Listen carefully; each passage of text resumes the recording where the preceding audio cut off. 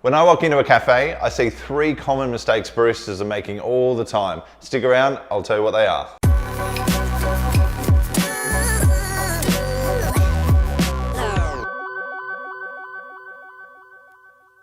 Hey guys, I'm Jimmy. Welcome back to the Artistic YouTube channel where we talk you through all things coffee. If you haven't already, be sure to subscribe to our channel, like this video and hit the bell icon so you don't miss out on any of our future videos.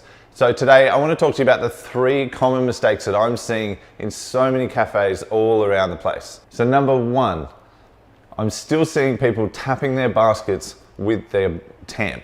Now this is why are you doing it? Why are you still doing it? It's doing so much damage, not only physically to your tamp, trashing your baskets and your group heads, but the biggest issue that we see is channeling. So if you haven't learned enough about channeling, go and watch our other video, we'll put the link in. But what you're doing is you're damaging all of the preparation work that you've done. You're creating cracks through your puck, you're separating your puck from the edges, and that's where the water's gonna run through as quickly as possible. So you're gonna reduce your extraction times, you're going to reduce the quality of your extraction simply by tapping. So you've got to stop it. So number 2, you've really got to stop reheating milk. So we all know what it's like when you go into a cafe and you see a heap of milk jugs and they've all got leftover milk in them.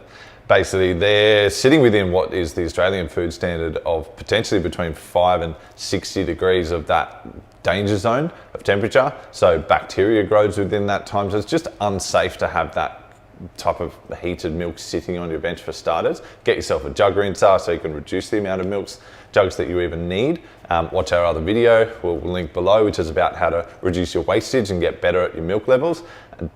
Because the biggest issue is just people just don't want to waste milk, but it's detrimental to the flavor of your coffee most of all. So when you heat milk, the proteins harden, the air particles stick to those proteins, and you can't replicate that twice. Same as the sugars. The sugars will break down into smaller sugars and they will bring out some beautiful sweetness in that milk.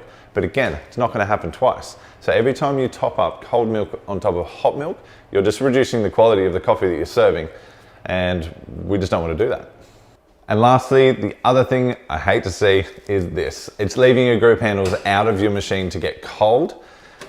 Coffee needs to be extracted at the right temperature and consistently the right temperature to maintain the flavor that you really want. So when you add water to your puck, if you have got cold handles, you're going to change the temperature that the water's going through. And that's going to change your extractions and therefore change your flavor. I'm all for taking your heads out, cleaning them, flushing your machine and making sure you're all prepared for next time. But just remember to put your group handles back up into your machine to keep them nice and hot.